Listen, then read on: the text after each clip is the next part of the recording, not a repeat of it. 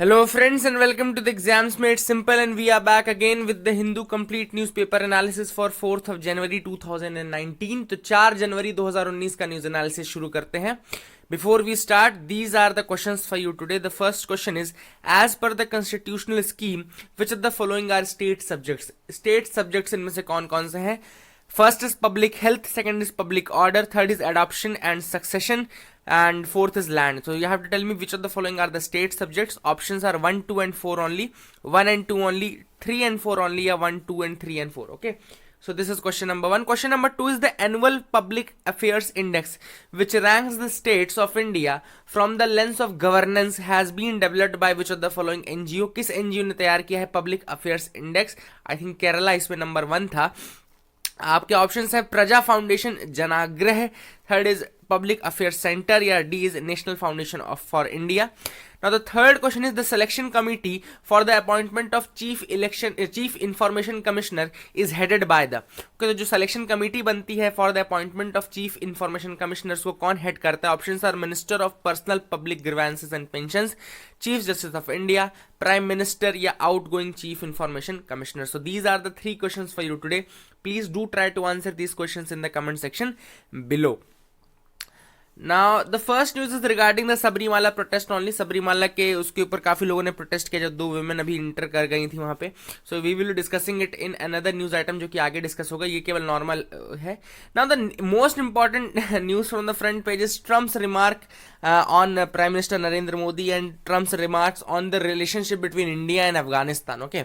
तो mister Trump ने कहा है कि I could give you an example where I get along very well with Indian Prime Minister Modi, but he is constantly telling me that he built a library in Afghanistan. Library that's like 5 hours of what we spend in Afghanistan. तो एक तरीके से मौकरी की है हमारे prime minister की and India के जो इंडिया ने हेल्प की है अफगानिस्तान की, उसकी मौकरी की है. तो on that I would like, मेरा पर्सनल ओपिनियन ये है कि he should mind his own business. उनको अपना खुद का देखना चाहिए कि वो क्या कर रहे हैं क्या नहीं कर रहे. ओके.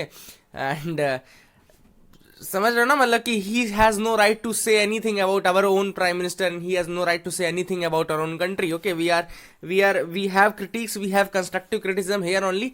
हमको जरूरत नहीं बाहर से. Now let me tell you one thing जो इस न्यूज में नहीं है, मैं अपनी तरफ से वो बताना चाहूंगा. जैसे अक्षय कुमार ने नमस्ते लंदन में किया था ना, तो let me tell you what we did for Afghanistan. Okay.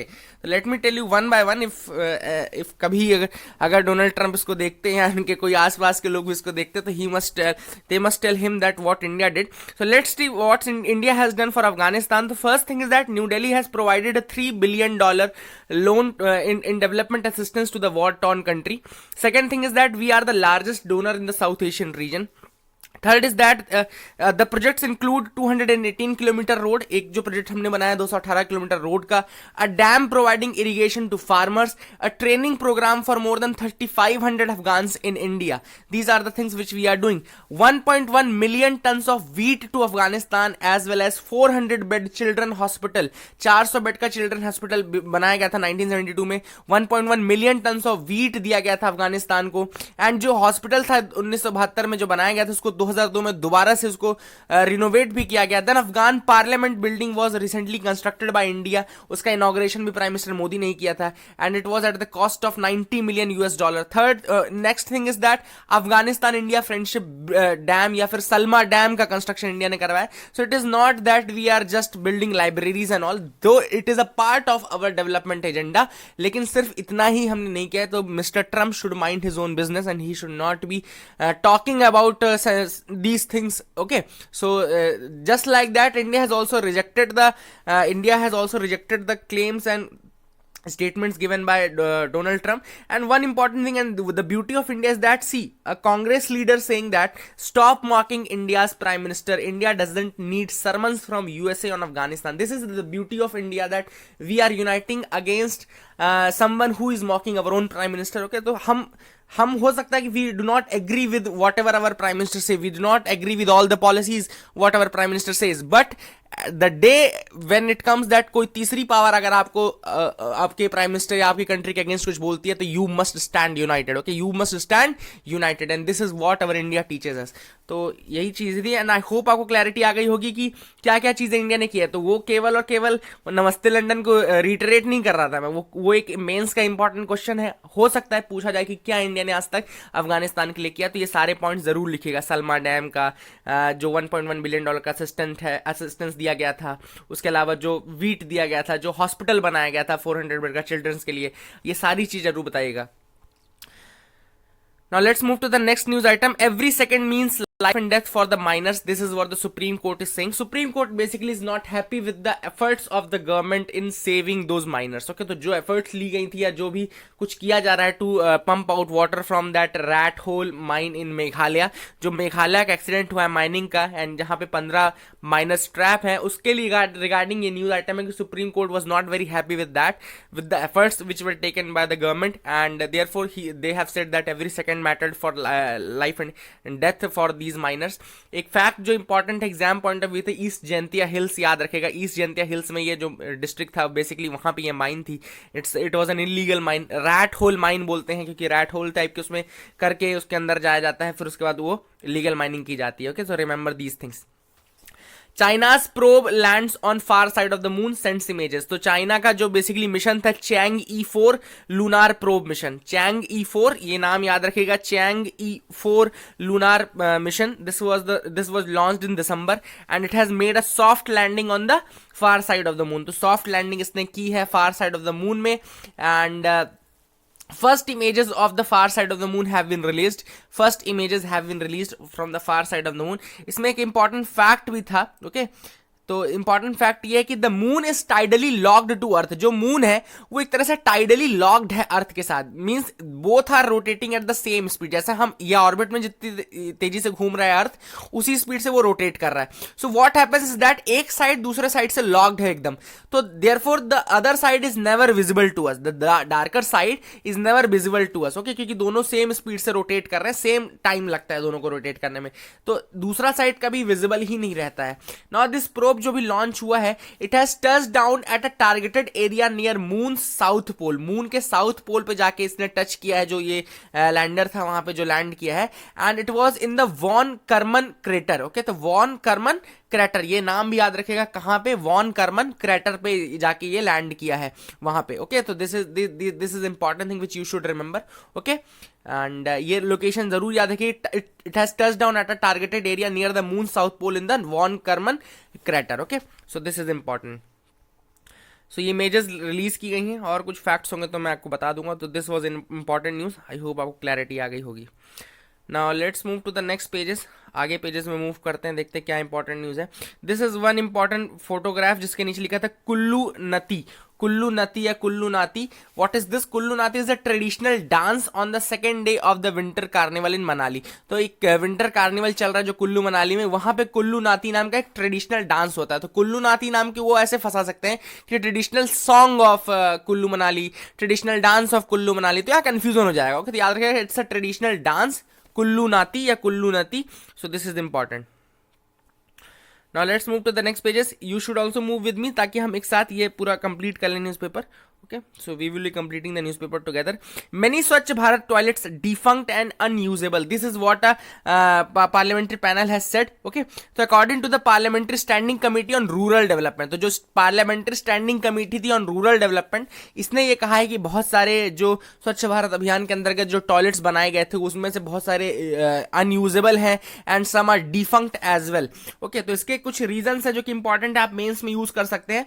No, what are the reasons for them being non usable और defunct? The first reason is the quality of construction. तो क्वालिटी ऑफ कंस्ट्रक्शन थी वो बहुत अच्छी नहीं थी, this is what they have said. Second thing is that केवल toilet construction से काम नहीं चलता, वाटर अवेलेबिलिटी भी होनी चाहिए। There is scarcity of water in most of the toilets and therefore that has made it defunct और unusable. तो this is what the parliamentary panel has said, that एक तो क्वालिटी ऑफ कंस्ट्रक्शन सही नहीं थी, दूसरी स्कैर्सिटी ऑफ वाटर, क्योंकि सिर्फ और सिर्फ टॉयलेट्स बना देने से तो काम नहीं होगा, वाटर की अवेलेबिलिटी होनी बहुत जरूरी है, वाटर का कनेक्टिविटी होना बहुत जरूरी है। तो these are the two major issues जिसके कारण डिफंक्ट और अनयूजेबल है। एंड कुछ सजेशंस दिए गए जैसे constructed toilets need to be safe and sustainable so that they can be utilised for a longer period of time. Okay, safe भी होना चाहिए और सस्टेनेबल भी होना चाहिए, प्लस उसकी सफाई का, उसकी सैनिटेशन का, उसकी हाइजीन का भी ध्यान रखना पड़ेगा अपने को, ताकि और दूसरी बीमारियां ना होने लगे। Okay, so all these things are the issues which are there associated with the Swachh Bharat toilets and all. इन इशूज को ध्यान में रखेगा। कभी अगर आपको क्रिटिक लिखने का आंसर आता है या क्या क्या होना चाहिए, what quality need should be there and क्या दिक्कतें चल रही हैं, तो आप उसमें ये सारी चीजें मेंशन कर सकते हैं। So this is important. The improved light combat aircraft gets green light for production. Okay, तो लाइट कॉम्बैट एयरक्राफ्ट जो इंडिया में है उसका नाम है तेजस। ओके, तो light combat aircraft in India is Tejas. Tejas के रिगार्डिंग मैं दो फैक्ट बताऊंगा। First is that it is being designed and developed by ADA. जो तेजस का जो एलसीए का डिजाइनिंग है, वो डिजाइनिंग और डेवलपमेंट उसका एडीए करता है, यानी कि एरोनॉटिकल डेवलपमेंट एजेंसी करता है, which is in Bengaluru. Okay, ADA यानी कि एरोनॉटिकल डेवलपमेंट एजेंसी इन बेंगलुरु। ये क्या करता है? ये इसकी डिजाइनिंग एंड डेवलपमेंट करता है। दूसरी चीज की इसको प्रोड्यूस कौन करता है? तो बेसिकली जो एलसीए या लाइट कॉम्बैट एयरक्राफ्ट का प्रोडक्शन है वो हाल करता है, यानी कि हिंदुस्तान एरोनॉटिक्स लिमिटेड। ओके, तो हाल करता है इसका प्रोडक्शन, और इसका जो डिजाइनिंग डेवलपमेंट है वो कौन करता है? एडीए यानी कि एरोनॉटिकल डेवलपमेंट एजेंसी। नाउ जो ये एडवांस्ड है, advanced LCA, this is the more lethal weaponry. ये ज्यादा लीथल है, ज्यादा डेवलप्ड है, ज्यादा इंप्रूव्ड है, वर्जन 2.0 है एक तरीके से आप बोल सकते हैं। This is light combat aircraft. Tejas को ही और ज्यादा उसको इंप्रूव करेंगे, इनहांस करेंगे, and it is superior lethal version of that LCA. Okay, तो पहले जो था अपना एलसीए था उसका सुपीरियर एंड लीथल वर्जन है, और इसमें एक टर्म एफओसी यूज हुआ है, यानी कि फाइनल ऑपरेशनल क्लियरेंस। तो जैसे जितने डेवलप करेंगे उनमें से आधे के लिए फाइनल ऑपरेशनल क्लियरेंस पहले ही ले ली गई है, मतलब उसको फाइनली मतलब वो ऑलरेडी गुड टू गो है, मतलब बिल्कुल उसको ग्रीन लाइट दे दी गई कि यूज कर सकते हैं आप उसको। ओके, यहां पे लिखा है the FOC tag signals that the novice LCA is fully equipped and is fit for battle. मतलब it is fit for battle. This is what an FOC clearance means, मतलब फाइनल ऑपरेशनल क्लियरेंस। आप battle में उसको directly use कर सकते हैं। तो याद रखिए कि इंप्रूव्ड लाइट कॉम्बैट एयरक्राफ्ट। इसके बारे में जो दो फैक्ट्स मैंने बताया कि कौन इसको डेवलप डिजाइन करता है और कौन इसको प्रोड्यूस करता है, तो वो जरूर याद रखिएगा। These are the important facts which you should remember. Now let's move to the next news item. Nestle के ऊपर एक नया सूट फाइल किया है डिपार्टमेंट ऑफ कंज्यूमर अफेयर्स ने, which is under the ministry of consumer affairs. Okay, तो याद रखिएगा department of consumer affairs which is under the ministry of consumer affairs, उसने एक सूट फाइल किया है regarding Nestle, and 640 crore rupees का suit है। इसमें इंपॉर्टेंट चीज एक फैक्ट दिया था कि स्विस फूड जाइंट नेस्ले, तो Nestle is a Swiss food giant. तो याद रखिएगा नेस्ले कहां की कंपनी है? स्विस फूड कंपनी है। तो एक इंपॉर्टेंट फैक्ट है, इसको भी याद रखिएगा। एंड कंज्यूमर प्रोटेक्शन एक्ट जो आया था वो 1986 में आया था। ओके, तो कंज्यूमर प्रोटेक्शन एक्ट जो आया था वो 1986 में आया था, और जो सूट फाइल किया गया वो सेक्शन 12(1)(d) के तहत फाइल किया गया है of the consumer protection act 1986। Okay, ये याद रखिएगा। नाउ दिस एक्ट जो ये जो सेक्शन है, this provides this allows the centre और state either in its individual capacity or as a representative of the interest of the consumers to file a complaint in the consumer forum। तो आप consumer forum में एक complaint डाल सकते हैं, either center or state। this is actually under section 12(1)(d) of the consumer protection act 1986। तो ये भी important है, याद रखिएगा। Okay, now let's move to the next news item. अगली न्यूज में जाते हैं। Child care homes don't paint a rosy picture. Now एक रिपोर्ट रिलीज की गई recently by the ministry of women and child development. तो ministry of women and child development ने एक रिपोर्ट पब्लिश की है जिसका नाम है mapping and review exercise of child care institutions. Okay, तो mapping and review exercise of child care institutions, this is a report that has been recently made public by ministry of women and child development. तो किसने की है? Ministry of women and child development ने publish की है। नाम क्या है? Mapping and review exercise of child care institutions. Okay, now इस रिपोर्ट के अंतर्गत बहुत सारे फैक्ट्स हैं जो कि अपने को काफी इंपॉर्टेंट रहेंगे, और उनका यूज भी आप काफी ज्यादा कर सकते हैं इन द आंसर राइटिंग।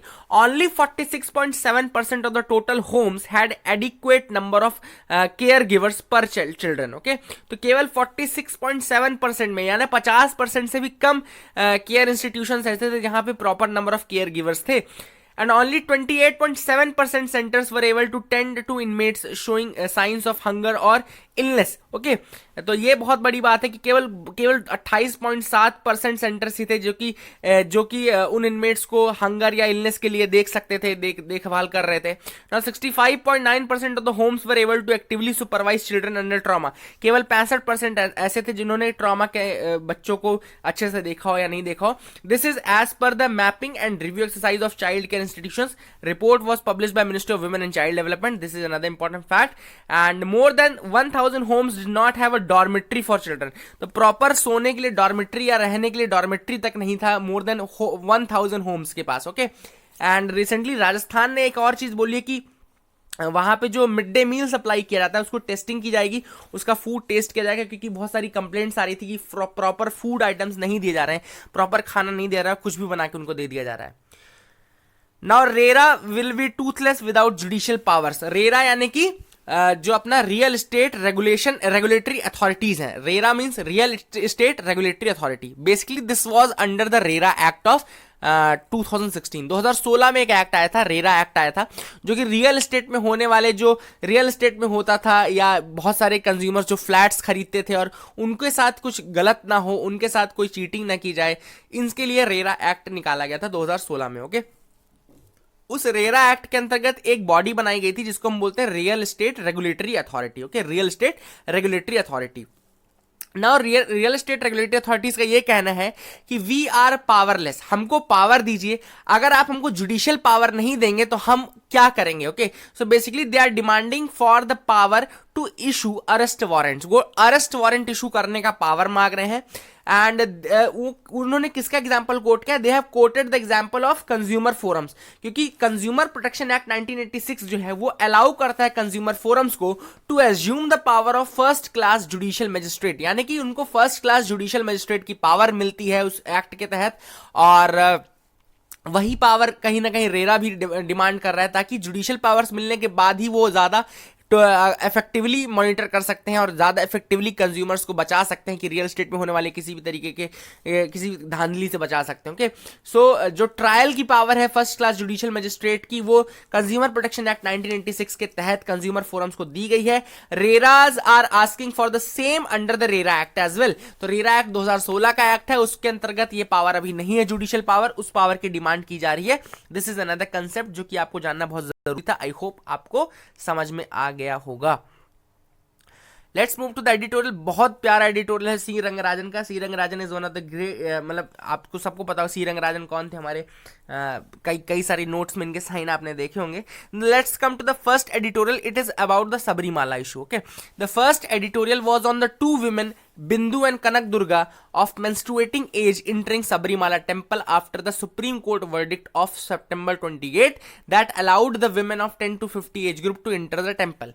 तो 10 से 50 साल की महिलाओं को टेम्पल एंट्री की परमिशन दे दी थी सुप्रीम कोर्ट ने ऑन सितंबर 28। एक जजमेंट दिया था जिसमें कि सबरीमाला टेम्पल में एंट्री दे दी गई थी of the women of menstruating age. और अभी कल परसों जाके 2 वुमेन एंटर की हैं, वो भी अंडर एक कवर ऑपरेशन था, मतलब कि छुपन छुपाई खेलते खेलते उनको अंदर ले जाया गया। सो ऑथर ने उसी के बारे में बहुत सारी चीजें बोली है। लेट्स सी क्या क्या चीजें हैं। Now the editorial highlights that as expected their entry has led to violence and politically orchestrated protest clashes and mass arrests. तो जैसा कि पहले ही सोचा गया था कि ऐसा जब होगा तो बहुत सारा वायलेंस होगा, पॉलिटिकली ऑर्केस्ट्रेटेड प्रोटेस्ट भी होंगे, वो सारी चीजें हमने देखी। Okay, now it suggests that covert operations or cover operations like these are not sustainable solution for the Sabrimala problem. Very important point and very good point as well. इस तरीके के covert operations और छुपन छुपाई खेलते हो अगर आप इस तरह से women को ले जाओगे तो this does not paint a good picture. पहली चीज तो this does not put you in a good light. It does not paint a good picture as well as it is not a permanent sustainable solution. क्या आप हमेशा इसी तरीके से women को ले जाओगे? इतनी प्रोटेक्शन आप हमेशा प्रोवाइड कर सकते हो? नहीं कर सकते। Therefore, it is not a sustainable solution. It is the responsibility of the state government to find a way of ensuring safe passage for all women who want to visit the temple, keeping in peace at the same time. Okay, तो ये government की duty है, state government की responsibility है कि हर समय every time safe passage should be provided to the women. Women को सेफ पैसेज प्रोवाइड करने की जरूरत है, देने की जरूरत है। This is the responsibility of the state government. Now editorial criticises the move of the temple authorities to close the sanctum sanctorum and perform the purification ritual। जो purification ritual किया गया था, कल कुछ लोग कह रहे थे डीटी को नहीं प्योर कर रहे थे सर, टेंपल को प्योर करते, मतलब आप मानते हो कि टेंपल इम्प्योर हो गया था। ओके, सो प्लीज, मैंने पहले ही कहा कि आप लोग यूपीएससी एस्पिरेंट्स हो। यूपीएससी एस्पिरेंट्स की कोई ना धर्म होती है, ना कोई जात होती है, ना कोई रिलीजन होता है। Please make sure you should be neutral, impartial, एक ब्यूरोक्रेटिक लेंस से वो चीज देखो। You should adhere to the judgement of the supreme court. आपका माइंडसेट ही नहीं डेवलप तैयार है अभी तक एक एस्पिरेंट जैसा, तो please try to make that. आप अभी भी उन्हीं सब पछड़े में फंसे हुए हो।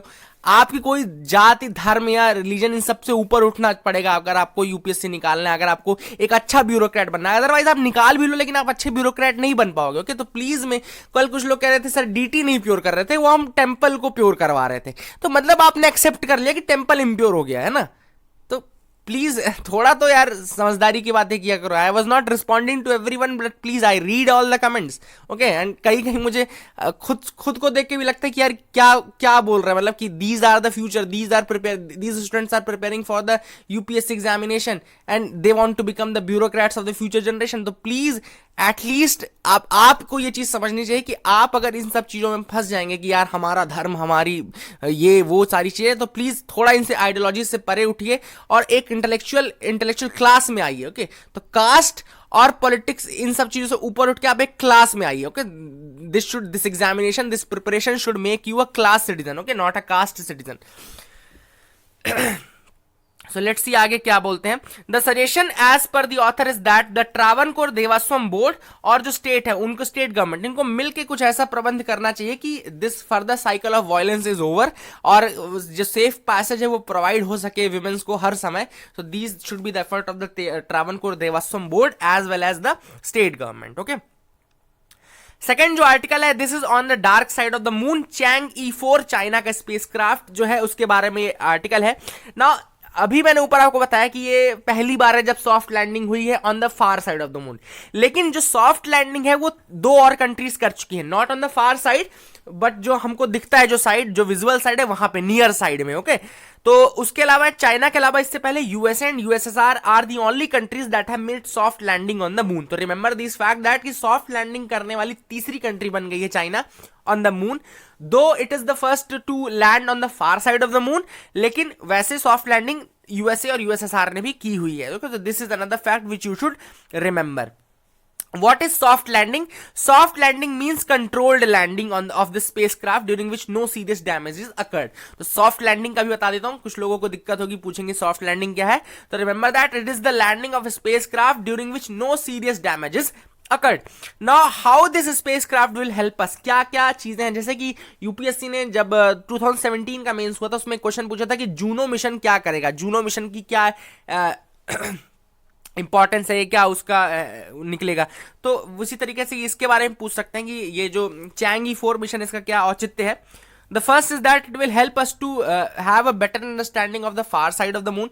पहली चीज, जो far side of the moon है जिसके बारे में कम पता है लोगों को, उसके बारे में जानकारी मिलेगी। Second is that it would help us to understand the formation and evolution of moon and guide us in planetary studies and help in understanding exoplanets. तो बहुत सारी चीजें करेगा, evolution of moon कैसे हुआ, planetary studies के बारे में help करेगा, प्लस एक्सोप्लैनेट्स को स्टडी करने में मदद करेगा। This mission could verify various theories and dichotomies associated with the near and far side of the moon. जो बहुत सारी थ्योरीज जुड़ी हुई हैं from the far side, near side, जो इसके रिगार्डिंग बहुत सारी थ्योरीज और डाइकोटॉमीज हैं, उनको जस्टिफाई, उनको वेरीफाई करने में ये मदद करेगा। Now what are the differences between the near and far side? The near side which faces the earth has dark patterns. तो जो near side है उसमें बहुत सारे dark patterns है। वो dark patterns क्यों है, बेसिकली उसका रीजन भी है। उसका रीजन ये है कि जो near side है वो thinner shell का बना हुआ है, it is of thinner shell, इसलिए जब meteoroids कोलाइड करते हैं तो ये क्रैक हो जाता है और उससे इरप्शन होता है, क्रेटर बन जाता है। This therefore it has dark patches। लेकिन जो फार साइड है वो काफी थिक है, दैट इज थिकर, एंड उसमें इस तरह से कोई क्रेटर इंपैक्ट या मेट्रॉइड का इंपैक्ट इस तरीके से नहीं पड़ता, इसलिए जो नियर साइड है उसमें बहुत सारे डार्क पैचेस हैं। The moon far side also differs from the near side in the sense that it is shielded from all the radio waves emanating from the earth. जो अर्थ से रेडियो वेव्स निकलती हैं उनसे जो फार साइड है वो हमारा सेफ रहता है, बचा रहता है, नियर साइड में ही जाके सारी रेडिएशन जो है वो जाती हैं। So this is another fact which you should remember. Now, hope with concerns in 2019. This is an article written by C. Rangarajan. Now, there are 5 issues that needs to be addressed, and उनके बारे में कैसे उनको address करना है, ये सारी चीजें रंगराजन जी ने बताई है. There are 5 key areas. The first is investment ratio. हमको मेक श्योर करना है कि जो हमारा इन्वेस्टमेंट रेशियो है वो प्रॉपर रहे, चाहे वो पब्लिक इन्वेस्टमेंट हो चाहे वो प्राइवेट इन्वेस्टमेंट हो, दोनों हमारे कंट्री में आते रहे. This is the thing which we should make sure. Second important sector regarding this is banking sector. Okay, तो बैंकिंग सेक्टर को इंप्रूव करने की बात की है. The third is employment generation. तो जो तीसरा सेक्टर है इंपॉर्टेंट वो है एम्प्लॉयमेंट जनरेशन का. एम्प्लॉयमेंट जनरेशन पे ध्यान देना है. The fourth is export growth. Okay, तो एक्सपोर्ट ग्रोथ की बात की है रंगराजन जी ने कि एक्सपोर्ट ग्रोथ को भी हमको बढ़ाना पड़ेगा. Okay, then the fifth point is agrarian distress. Okay, तो हमको एग्रेरियन डिस्ट्रेस यानी कि जो फार्मिंग रिलेटेड डिस्ट्रेस है उसको कम करने की कोशिश करनी पड़ेगी. Okay, so these are the things which has been mentioned by the author C. Rangarajan. Okay, now wait a second, let me drink some water.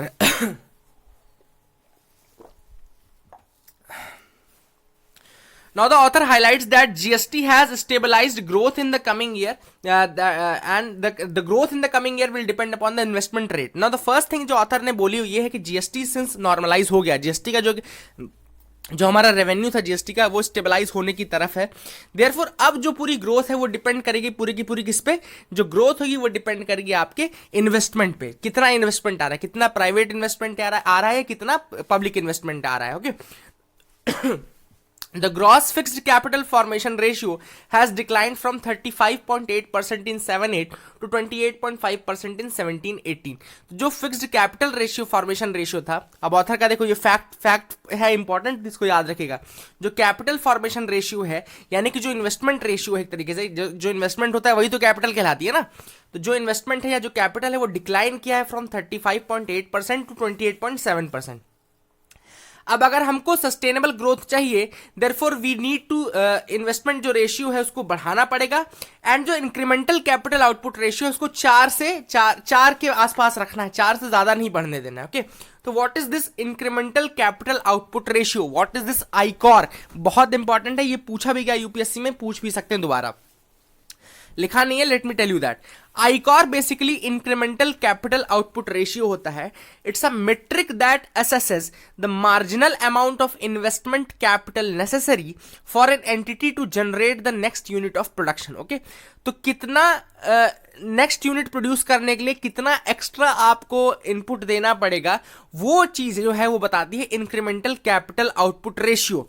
Okay, तो कितना आपको अलग से इनपुट देना पड़ेगा, कितना आपको अलग से इन्वेस्टमेंट करना पड़ेगा in order to generate the next amount of output, next unit of output, ये होता है आईकॉर या इंक्रीमेंटल कैपिटल आउटपुट रेशियो. तो ये जो रेशियो है ये एक लिमिट पे होना चाहिए, बहुत ज्यादा इंक्रीज नहीं होना चाहिए, because a higher ICOR value means कि आपकी जो प्रोडक्शन एफिशिएंसी है दैट इज नॉट गुड, आपको ज्यादा इनपुट लगाना पड़ रहा है. अगर आपका आईकॉर ज्यादा है इसका मतलब आपको ज्यादा इन्वेस्ट करना पड़ता है, तब जाके आपकी एक एक्स्ट्रा यूनिट प्रोड्यूस होती है. ओके, तो आईकॉर हमेशा कम होना चाहिए, और इंडिया के केस में जो सी रंगराजन के अकॉर्डिंग जो आईकॉर होना चाहिए वो 4 होना चाहिए, 4 से ज्यादा नहीं होना चाहिए. बैंकिंग सेक्टर पे अब आते हैं, तो बैंकिंग सेक्टर के लिए भी ऑथर का ये कहना है कि उसके लिए भी हमको पब्लिक सेक्टर बैंक्स के पास इंपॉर्टेंट मनी होनी चाहिए, उतना लेंड करने के लिए सफिशिएंट कैपिटल होनी चाहिए, उसके लिए भी इन्वेस्टमेंट की जरूरत है. ओके, तो उसके लिए जैसे पब्लिक फंडिंग हो रही है, पब्लिक इन्फ्यूज कर रही है, गवर्नमेंट इन्फ्यूज कर रही है जो पैसा, तो that is thing those are the things which are important. और growth rate of the banking system will depend upon how quick the banking system returns to normalcy. कितना जल्दी बैंकिंग सिस्टम नॉर्मल हो जाता है उस पर डिपेंड करेगा कि बैंकिंग सिस्टम की ग्रोथ क्या रहेगी. एम्प्लॉयमेंट के लिए भी ऑथर ने हाईलाइट किया कि इन्वेस्टमेंट ही एम्प्लॉयमेंट क्रिएट करेगा.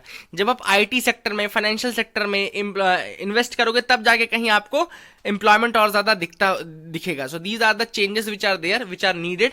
कुल मिला के इन्वेस्टमेंट बहुत ज्यादा जरूरी है, ऐसा सी रंगराजन का कहना है. ओके, ना export needs to be improved, export को बढ़ाने की जरूरत है, और जो करंट अकाउंट डेफिसिट है उसको कंटेन करने की जरूरत है, तो उसको कम करने की जरूरत है, एक्सपोर्ट को बढ़ाने की जरूरत है. ग्रोथ चाहिए बट विद स्टेबिलिटी, हमको ग्रोथ चाहिए. इसके लिए हो सकता है हमको ऑयल पे डिपेंडेंसी भी कम करनी पड़े. ओके, तो जो जितना हम ऑयल का इंपोर्ट करते हैं उसको हमको थोड़ा कम करने की जरूरत है. एग्रीकल्चर के लिए सजेस्ट किया है कि जो लोन वेवर है वो एक टेम्पररी सोल्यूशन है, that is not a permanent solution, and we need to ensure that farmers achieve better productivity at better prices. Okay, ज्यादा प्रोडक्टिविटी मिले प्लस ज्यादा प्राइजेस उनको मिले फार्मर्स को, ये इंश्योर करने की जरूरत है। ओके, एक बहुत इंपॉर्टेंट प्रॉब्लम को हाईलाइट किया यहाँ पे ऑथर ने, वो है स्मॉल लैंड होल्डिंग्स का। तो मतलब इंडिया के जो फार्मर्स हैं उनके पास जो लैंड है बहुत छोटे छोटे टुकड़ों में, बहुत ज्यादा पीसेस हो चुके हैं। क्या होता है कि एक फैमिली में लोग ज्यादा रहते हैं, लैंड होल्डिंग लेकिन उतनी ही रहती है। उसके कारण होता क्या है कि हर आदमी के हिस्से में जब बंटवारा होता है तो बहुत कम जमीन आती है। तो there is a problem of small land holdings in India, and that problem उस कारण क्या हो रहा है कि एडिक्वेट इनकम नहीं जनरेट कर पा रही है फैमिलीज, एडिक्वेट इनकम नहीं जनरेट कर पा रही, तो उस लैंड होल्डिंग की प्रॉब्लम को सॉल्व करना पड़ेगा। कुछ कंसोलिडेशन करने की जरूरत है, थोड़ा डाइवर्सिफिकेशन की जरूरत है, जैसे कि आप वेजिटेबल्स ग्रो करना शुरू कर दो, ये करना शुरू कर दो, या आपको थोड़ा कोलैबोरेटिव फार्मिंग की जरूरत है। कोलैबोरेटिव मतलब आप लैंड पूलिंग करो और उसके बाद आप फार्मिंग करो। तो these are the suggestions which have been mentioned by the author C Rangarajan. I hope आपको क्लैरिटी आ गई होगी। सॉरी, थोड़ा तबीयत ठीक नहीं लग रही मुझे। Let's complete this news item today. Now the last editorial for today is regarding the Muslim women protection rights of marriage bill. Okay, जो ट्रिपल तलाक बिल है उसके बारे में ये आर्टिकल है। ओके, तो ऑथर ने यहाँ पे क्रिटिसाइज किया है बिल को बेसिकली, और किन बेसिस पे क्रिटिसाइज किया हम वो सारी चीजें देखेंगे। हम देखेंगे कि किस तरीके से क्या क्या पॉइंट्स हैं ऑफ द क्रिटिसिज्म, और आप इनको यूज कर सकते हैं in the answer writing also. Now the first reason for which the author has criticized the bill is that author says that law minister is lying by saying that SC has directed to bring the bill to criminalize triple तलाक। पहली चीज तो उन्होंने basis ही बोल दिया कि झूठ बोल रहे हैं लॉ मिनिस्टर, कि वो ये कह रहे हैं कि सुप्रीम कोर्ट ने कहा कि क्रिमिनलाइज करो। सुप्रीम कोर्ट ने कहीं पे भी अपने जजमेंट में ये नहीं कहा है कि there should be a criminalisation of triple talaq. Supreme court ने अपने जजमेंट में ऐसा बिल्कुल नहीं कहा है। There is no mention of any such direction given by the majority judgment on the supreme Court. तो ये बहुत बड़ी बात बोल रहे हैं, ये आप देख भी सकते हैं, वेरीफाई भी कर सकते हैं एक बार जजमेंट पढ़ के।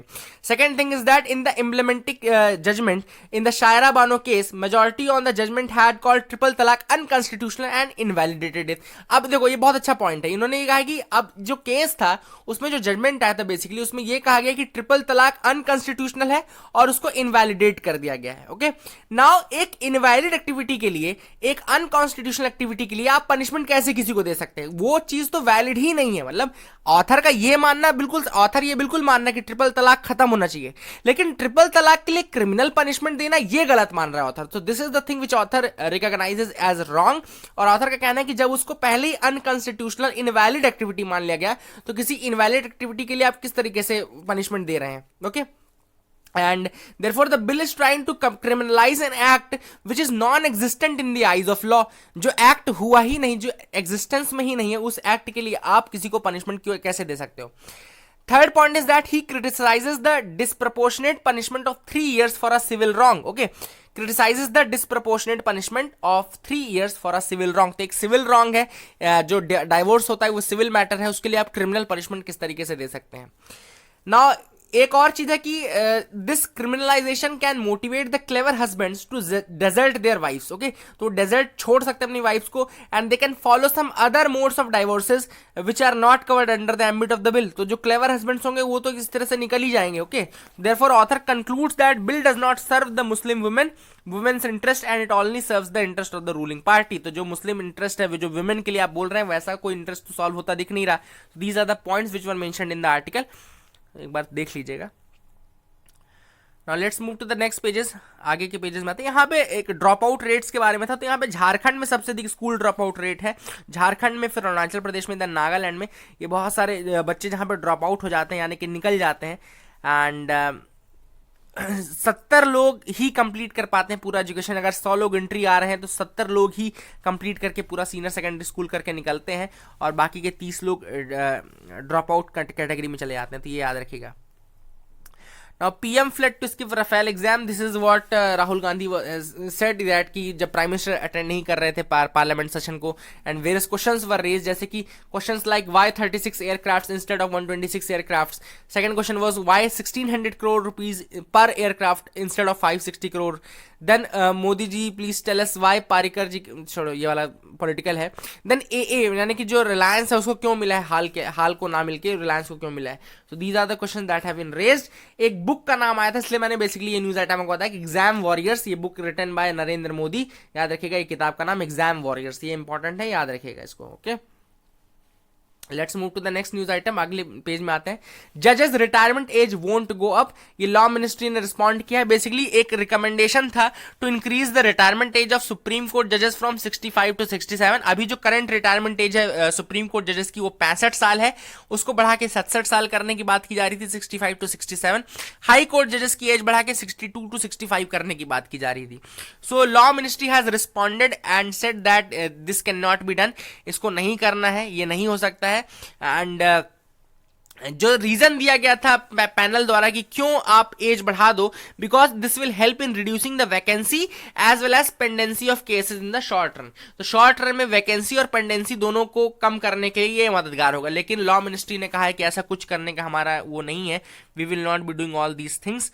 ओके, एंड दूसरा जो रिकमेंडेशन था वो ये था कि विमेन का रिजर्वेशन की बात की गई थी कि विमेन रिजर्वेशन इंक्लूड करो, क्योंकि अभी तक केवल ओनली 6 वुमेन जजेस have been appointed in the supreme Court till date. Okay, तो जब से बना है अभी तक केवल 6 वुमेन सुप्रीम कोर्ट में जज की तरह अपॉइंट की गई हैं, तो इसलिए बोला जा रहा था कि रिजर्वेशन की बात की जा रही थी। But the ministry has said that the appointment in Supreme Court and High Court are done as per article 125 and 217 of the constitution. Article 125 के तहत सुप्रीम कोर्ट में और आर्टिकल 217 के तहत हाई कोर्ट में अपॉइंटमेंट किया जाता है। And these articles do not provide for reservation for any caste, class और जेंडर। इस कारण से वुमेन रिजर्वेशन की बात को भी उन्होंने दरकिनार कर दिया। तो these are the things which are very important. Let's move to the next pages, अगले पेज में मूव करते हैं। क्या इंपॉर्टेंट न्यूज है, येलो वेस्ट मूवमेंट, कई बार मैंने बताया भी हुआ है, let me tell you again. Yellow vest movement basically France में मूवमेंट अंडरगो किया गया है in response to the increase in prices, increase in taxes. इसके रिस्पॉन्स में ये येलो वेस्ट मूवमेंट स्टार्ट किया गया था। याद रखिएगा जगह फ्रांस। येलो वेस्ट मूवमेंट किस लिए स्टार्ट किया गया था, जो डेमोन्स्ट्रेशन थे वो इसलिए हुए थे क्योंकि प्राइजेस बढ़ गए थे, वो डीजल के रेट बढ़ा दिए गए थे, तो इन सब चीजों के प्रोटेस्ट है ये येलो वेस्ट मूवमेंट स्टार्ट हुआ। तो उसका जो लीडर था एरिक ड्राउ, उसको अरेस्ट कर दिया गया है। Okay, so these are the things. But yellow vest movement है क्या, उसके बारे में जरूर आपको जानना जरूरी है, तो वो जानिए।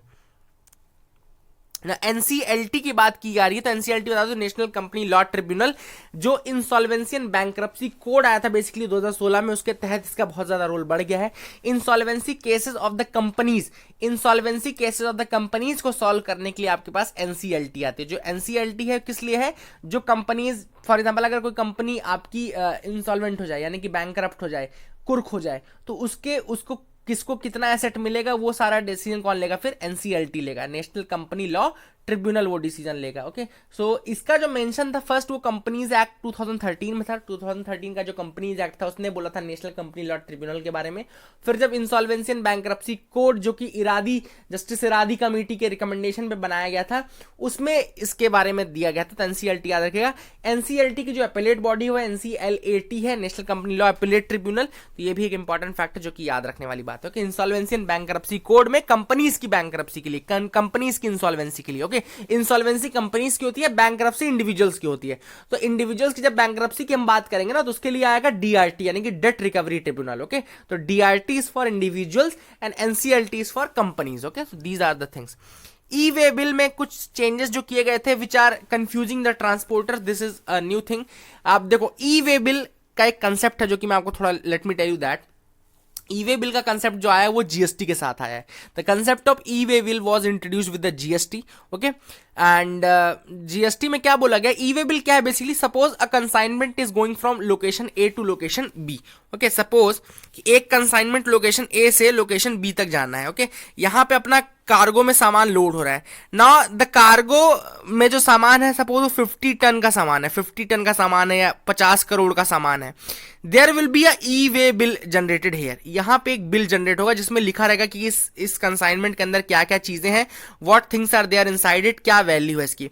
Now the transporter need to carry this invoice throughout this distance. इस पूरे डिस्टेंस के बीच में उसको ये ई वे बिल कैरी करके चलना पड़ेगा। कहीं पे भी चेकिंग हो सकती है, फॉर एग्जाम्पल यहां पे एक चेकिंग हो सकती है, यहां पे जब चेकिंग होगी तो वो ई वे बिल देखेंगे कि जितना बोला गया है उतना ही आइटम है कि नहीं है, उतने ही वैल्यू का आइटम है कि नहीं है। तो दिस इज बेसिकली इसलिए क्योंकि पहले क्या होता था, लोग ज्यादा लेके जाते थे और कम बता देते थे रास्ते में।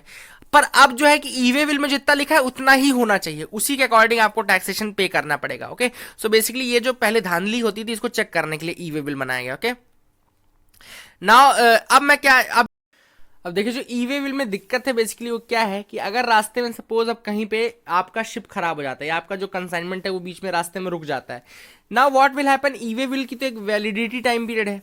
अब अगर सपोज वो टाइम पीरियड एक्सपायर हो गया तो इनको एक नए इनवॉइस की जरूरत पड़ेगी, नए बिल की जरूरत पड़ेगी। बट जो सिस्टम है वो ये है कि a new bill can not be generated for the same invoice, उस सेम इनवॉइस के लिए नया बिल जनरेट नहीं हो सकता। Now this is the major problem, कि जो major problem, there is no option to raise another bill with the same invoice details, there is no option to raise another bill with the same invoice details, this is the major problem. और जो इसको system handle कर रहा है ई way bill का वो है national informatics centre. Okay, national informatics centre या एनआईसी जो है वो इसको हैंडल कर रहा है इस प्रोजेक्ट को। तो ये बहुत इंपॉर्टेंट चीज है, ये जो सिस्टम है कंफ्यूज कर रहा है ट्रांसपोर्टर्स को और वो बिल्कुल उनका डिले हो रहा है, फंस जा रहे हैं इस कारण से।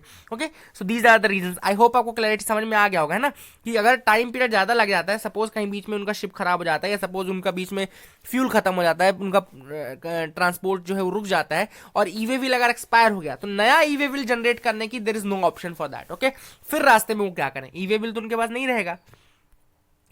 Let's move to the next pages.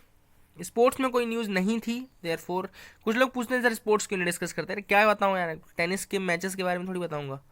Okay, last news for the day is the shape of Ultima Thule. तो अल्टीमा थूले के की फोटोग्राफ आई थी। अल्टीमा थूले इज बेसिकली आईसी सेलेस्टियल बॉडी है, it's an icy celestial body, बहुत far है, बहुत दूर है, and it is shaped like a giant snowman. Okay, तो जाइंट स्नोमैन का इसका शेप है। NASA has declared that Ultima Thule it's an icy celestial body, याद रखिएगा। एंड जिसकी फोटोग्राफ है किसने लिए, वो न्यू हॉरिजॉन स्पेस क्राफ्ट ने लिए। तो New Horizon is a project of NASA again, and Ultima Thule के फोटोग्राफ उसने लिए हैं, and the shape is like a giant snowman. Okay, so please remember all these facts. That is it for the day, friends. I hope you liked our video. Please do like, share, and subscribe. Thank you and have a nice day.